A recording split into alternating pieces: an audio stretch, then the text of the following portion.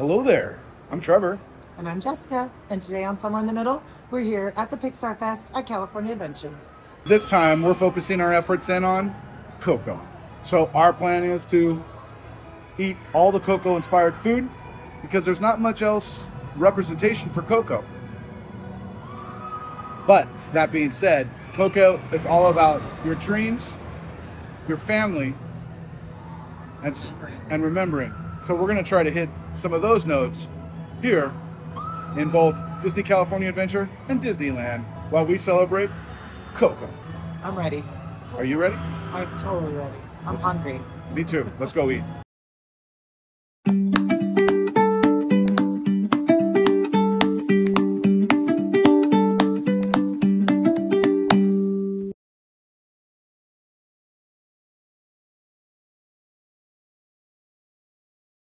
Girl, eat your food. My abuelita?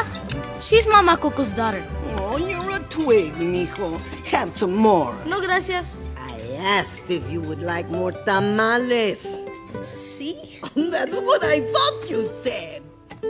Just like Miguel's abuelita insisted, Jessica and I intended to eat our fill of all the Coco-inspired offerings at Paradise Garden Grill here in Disney California Adventure. The new Coco-inspired menu kicked off with Pixar Fest and will continue until November 14th. So we're going to start off with tacos here. You want to take a taco each? Do we want to put some sauce in there or no? Prepare the rice while you're doing that. Reserve. Some lemon. Looks like a Spanish rice. Some lime. Rice and beans, perfect protein mix. All right, so we haven't necessarily mentioned this ahead of it, but coming from our community, We eat a lot of tacos. so we'll see how Disney does. Cheers. Here's your taco. Not salty or spicy. For El Pastor should be very, Flavorful thoughts. it's marinated all day. This doesn't feel all that flavorful. The guacamole and the verde sauce overpower the meat. Taco. And it's some more spicy. I wouldn't order it again. Not these. They're not bad though. All right, so we have a soy based. I don't know if it's that. Yeah, that looks like soy based cheese. Yeah, looks like a plant-based. It's supposed to be plant-based. So that means they have beans and rice, which is a perfect plant-based protein, which I'm assuming is the same one. Let's see if it tastes different. Tastes the same, so I'm assuming all of the rice and beans are going to be soy-based. But this one doesn't have the cheese on top, the beans. Instead, it has some of the nopales, like a nopales salsa. There's no polish on this one. Yeah, but that one over there had the cotija cheese. So this one doesn't have cotija, so it really is plant-based. So I guess it's a plant-based rice and beans. So let's try the vegan. Plant-based. Yeah, I don't know how that thing works. It looks It's like a big flat tortilla, but more like a pita. Almost like I have It looks like it's falling apart there. This texture's a little mushy. Like an open-faced bean burrito almost, thicker tortilla. It has burnt steak bits, which I'm assuming are vegan. They don't look exactly like meat either. But that has texture. It needs like more of that. But you know, for a vegan, a plant-based meal, it's nice. It's a Mexican plant-based meal. I mean, at least Disney did it.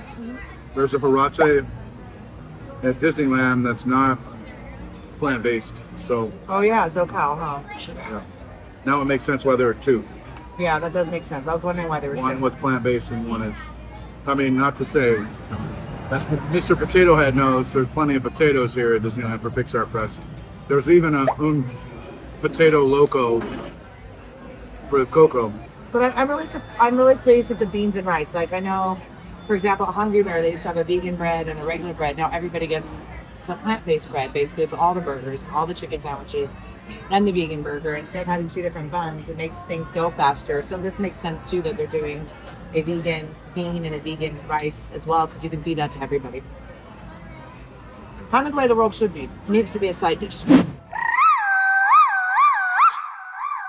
You guys, I could use a little sip of my margarita here. Oh yeah, Down. we've got a watermelon candy margarita. Yep, got the sweet, spicy, salty combo with the alcohol. Cheers.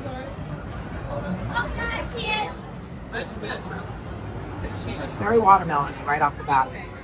The spice helps balance it out because I'm not a big like candy watermelon flavor. Definitely will share this with you. But watermelon is a little almost overpowering. Yeah. It's very watermelon-y. Like if you like watermelon candy or gum, like you'll like this. But if you're not a big fan of that like artificial watermelon flavor, I mean, did it? Oh, you lost the candy. I lost candy. It is called watermelon candy margarita. Yeah, it is. But it's not a watermelon candy. It tastes like a watermelon Jolly Rancher. That's exactly. We're talking. Yeah, with chamoy and tahini. I think that's a premixed drink. Disney's premixed drinks never seem to cause too much power. It's tart.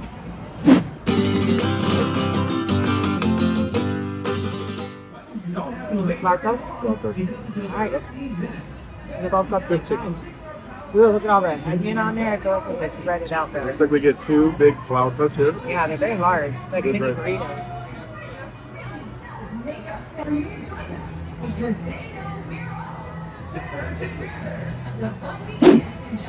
That's good.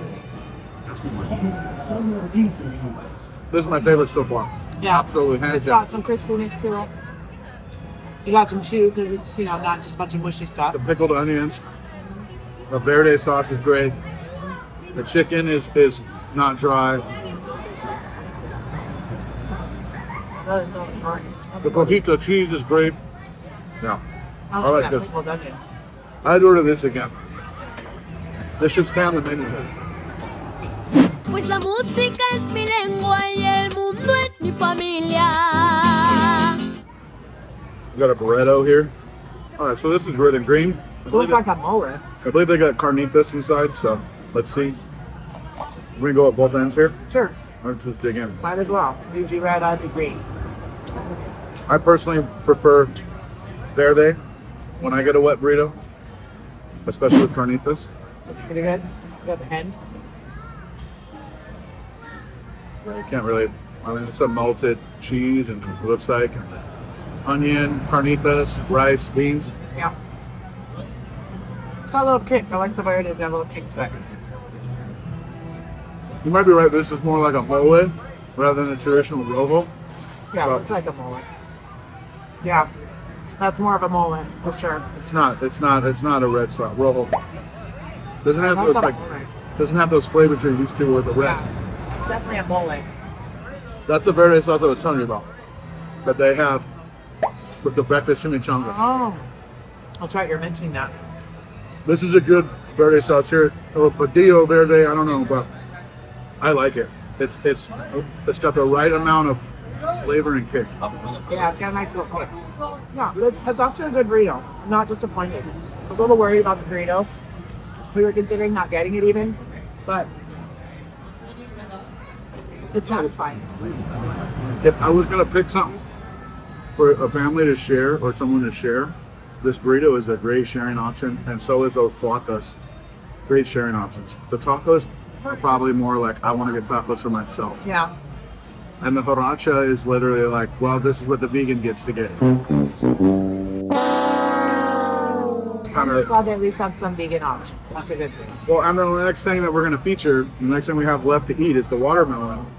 The watermelon is also plant-based in that sense.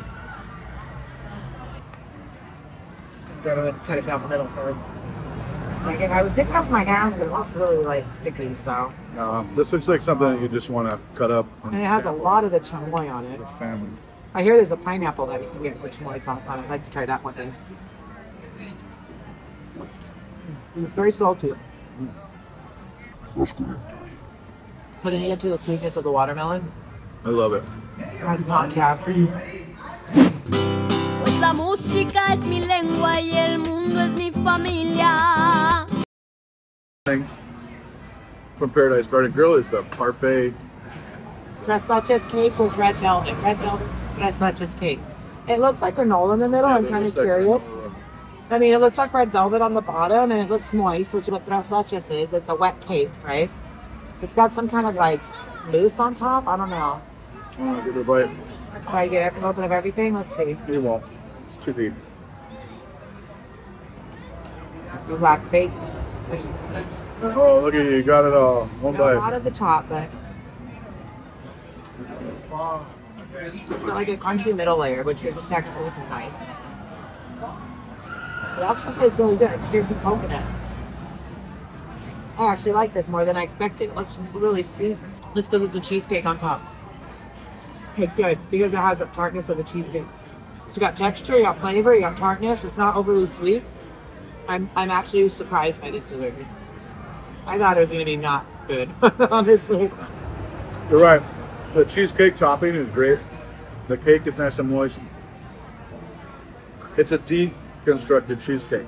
This Like middle, like the crust is the middle layer is like a graham cracker crust.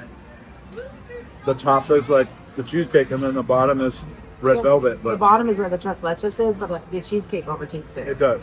It's milky though. You can like. Yeah, it's moist.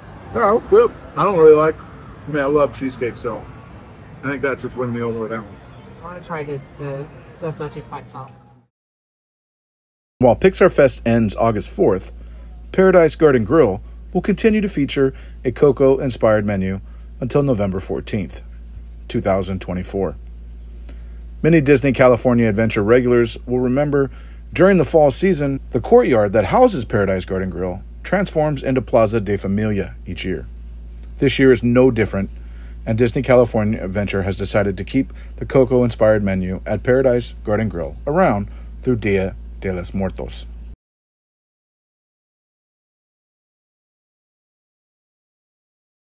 Well, it came about when my daughters were very young, and Saturday was always Daddy's Day with the two daughters.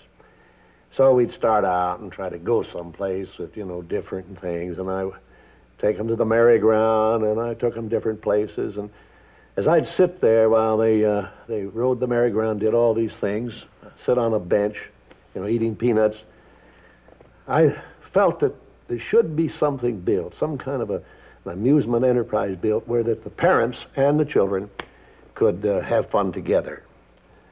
So that's how Disneyland started. Well, it took many years. It was a period of maybe 15 years developing.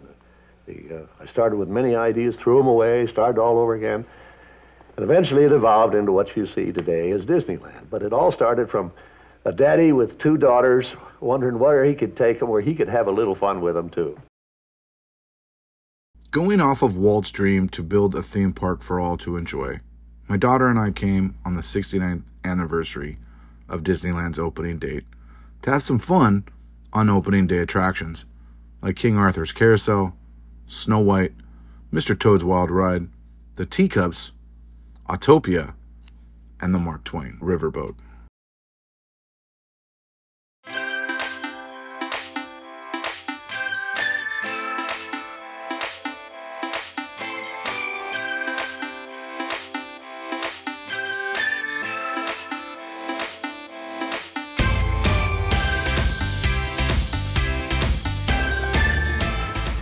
All right, here it is.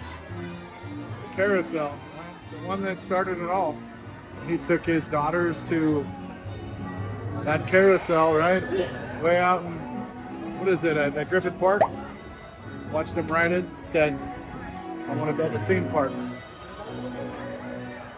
Here we are, 69 years later. Dreams do come true.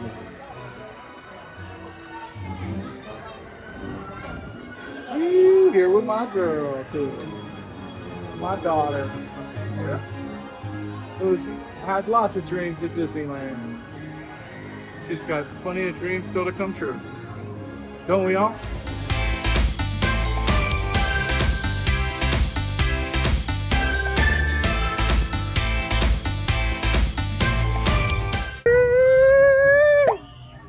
Let's go!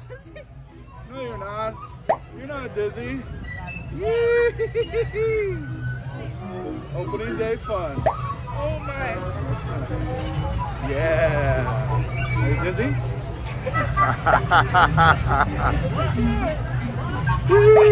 Like this.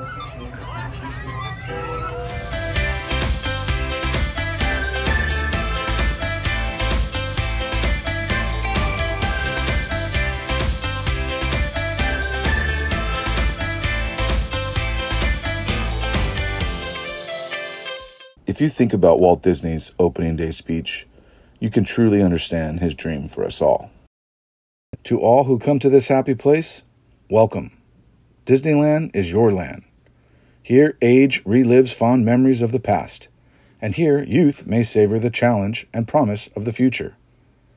Disneyland is dedicated to the ideals, the dreams, and the hard facts that have created America, with the hope that it will be a source of joy and inspiration to all the world. Spending time in this park continuously provides my family and friends exactly what Walt dreamed of. It remains a source of joy and inspiration.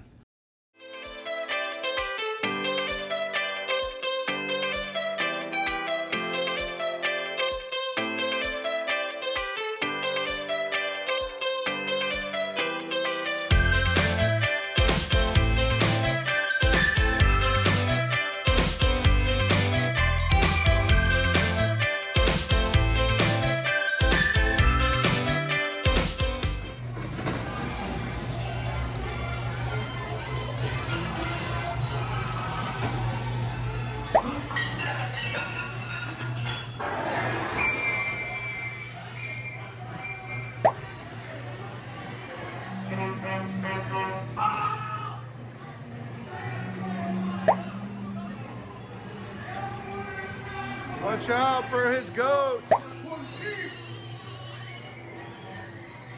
Oh no, we're gonna go off the pier!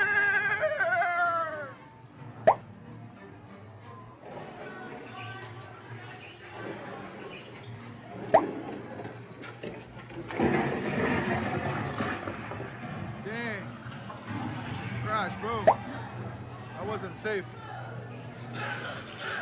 Oh! Oh, no drink and drive.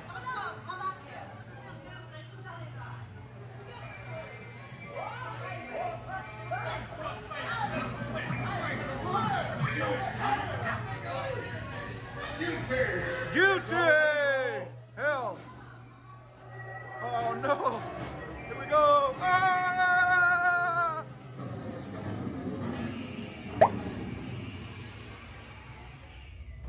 Oh sh! They turned it down. Figment! Figment! West Coast Figment! West Coast Figment! That was fun. What a wild ride that was. You feel wild?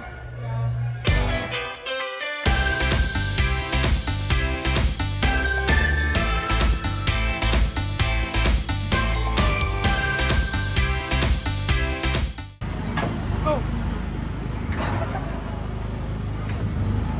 I'm doing so good already.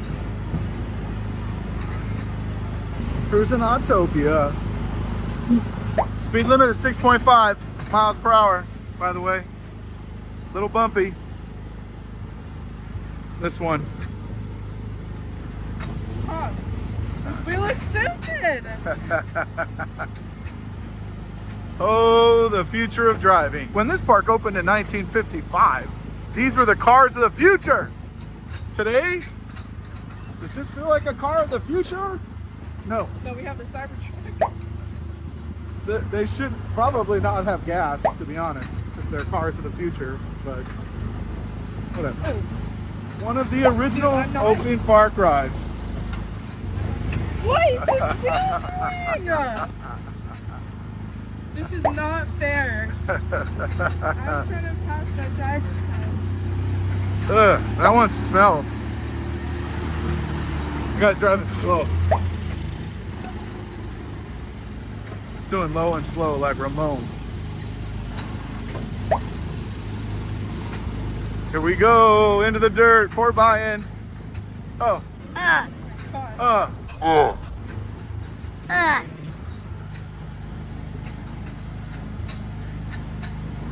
Oh, there goes the monorail. This ride is a little bumpy, to say the least. And especially with this one driving right here. The amount of dreams Autopia has captured since 1955 is truly immeasurable. Here, age means nothing, and drivers young and old can live out their dreams of the past and or future. Oh, we're rounding it out now. Coming to the end.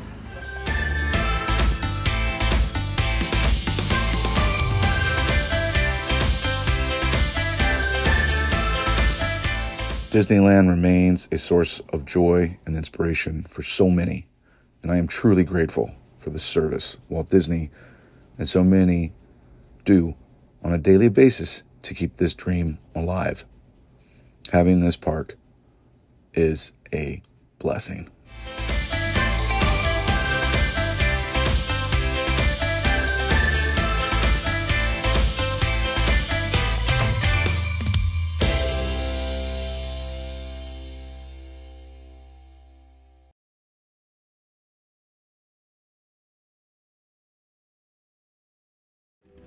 Wait, what happened? He's been forgotten. When there's no one left in the living world who remembers you, you disappear from this world. Where did he go? No one knows. But I've met him. I could remember him when I go back. No, it doesn't work like that, chamaco. Our memories, they have to be passed down by those who knew us in life, in the stories they tell about us. In spirit of Coco and passing down memories, a story Jessica and I wanted to share with you is one about our favorite rides at Disney California Adventure, Pixar Pal-Around, the ride formerly known as the Sun Wheel and Mickey's Fun Wheel. This particular memory revolves around our son, Mason. It was 2008, back when Disney California Adventure was still named Disney's California Adventure Park. We came to the park regularly as a family, being annual pass holders, but this day was special, being Mason's 6th birthday celebration. While we do not remember who suggested it, this would be the first time Mason experienced the swinging gondolas. Spoiler alert, he hated it. Leading up to riding the swinging gondolas, there was no fear from Mason. Our 3 boys were all eager to experience the huge Ferris wheel. Once the ride started and the swinging began, things changed quickly. Mason freaked out while the rest of us enjoyed the free-falling effect. Jessica, being the awesome mother that she is, soothed Mason so that this experience wasn't something he would dread in the future.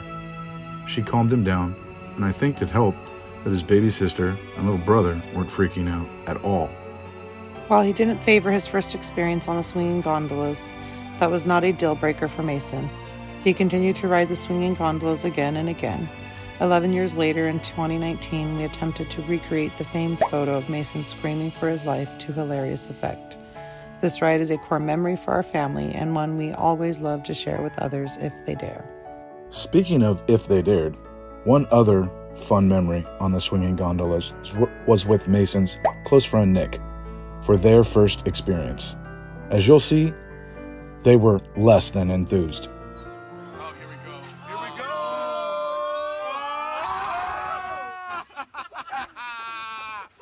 Yes, I love it.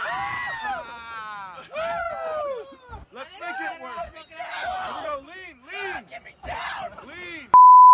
Jesus in heaven and all of Nazareth. Oh my God.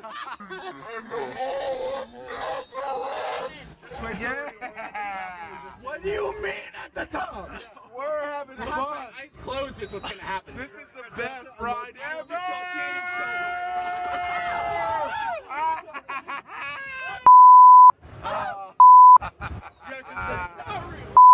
This ride is the best. I never get tired of it. Well, that was a Pixar Fest night themed towards Coco. Really, it was a food-filled night. Yeah, I ate a lot. We ate a lot. I'm still full at this How point. unusual. No surprise for us on this channel. If you're still watching at this point and you're not subscribed, please make that a thing. But again, let us know, how do you recuerda me? How do you remember family? The theme of this episode, the theme of Coco, obviously, is dreaming big, finding your future, and remembering your family. So, how does that live out in your family? I'd love to hear about it. I know Jessica would love to hear about it in the comments. And Auf Wiedersehen? Something Spanish. Oh, Spanish. That's not. Adios. Adios. Adios. Arrivederci. No, that's Italian. Hasta luego. Hasta luego. Hasta luego. Adios. Con familia. Buenos noches. Buenos noches también, dias. sí. Buenos. Buenos Whatever noches. time of day it is for you watching this. Thanks for watching, and we'll see you in the next episode.